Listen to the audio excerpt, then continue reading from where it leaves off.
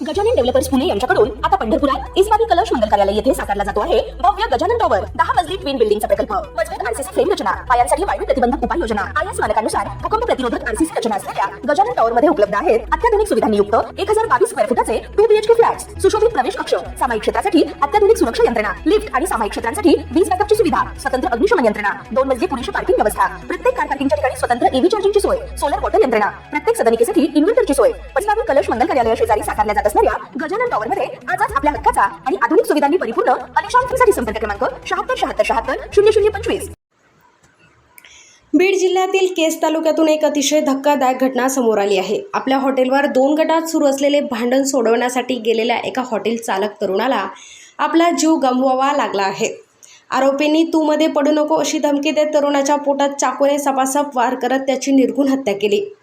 विलास नवनाथ घुले वय 25 वर्ष, राहणार टाकळी, तालुका केज असं खून झालेल्या तरुणाचं नाव आहे।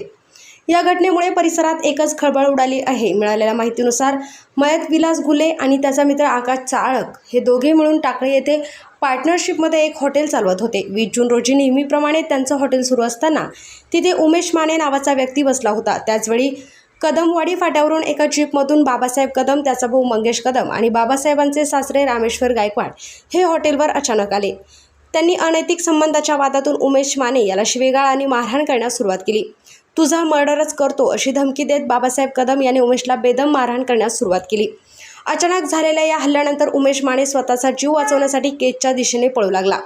आपल्या हॉटेलमध्ये आलेला ग्राहक आणि तिथे चाललेली हाणामारी पाहून हॉटेल चालक विलास घुले आणि नितीन घुले हे उमेशला वाचवण्यासाठी आणि हे भांडण सोडवण्यासाठी त्यांच्या मागे धावले। परंतु मध्यस्थी करण्यासाठी गेलेला विलास आरोपींच्या डोळ्यात खुपला। आरोपी रामेश्वर गायकवाड याने तू आमच्यामध्ये पडू नकोस असे म्हणत थेट आपल्या जवळील धारदार चाकू काढला आणि विलासच्या पोटात भोकसला। हा हल्ला इतका भयंकर होता की विलास घुलेचा यात दुर्दैवी मृत्यू झाला। हत्येची बातमी वाऱ्यासारखी पसरताच विलासच्या कुटुंबियांनी आणि नातेवाईकांनी घटनास्थळी धाव घेत मोठा आक्रोश केला।